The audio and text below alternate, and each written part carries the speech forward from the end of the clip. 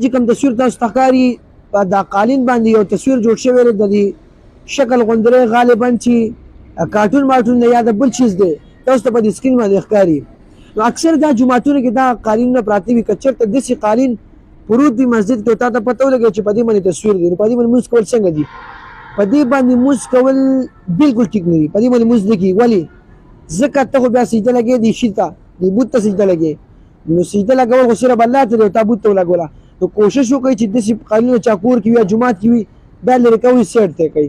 نو دا قسمه تصویران وي یا تاسو به کتلي په دې کې د چیلې سرونه باید جرمازونو کې ما کتلي دي تاسو به کتلي یا نه داسې قسمه جرماز کې لمونځ مه کوئ چې هلته هغې کې ستاسو توجه خرابېږي داسې تصویران وي بیا په دې کې لمونځ ټیک کېږي نه محترمو.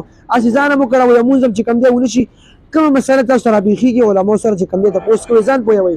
نو دا یو اهم او ضروري مسله وه چې تاسو سره ما شریکه ده. نو کوشش وکړئ ملګرو چې دا ویډیو دومره زیاته شیر کړئ چې هغه ملګرو ته هم پته ولګي چا ته پته نه وي. نو ستاسو هم بیا الله تاسو له اجر درکړي موږ هم بیا الله اجر راکړي چې په دې باندې څوک عمل وکړي.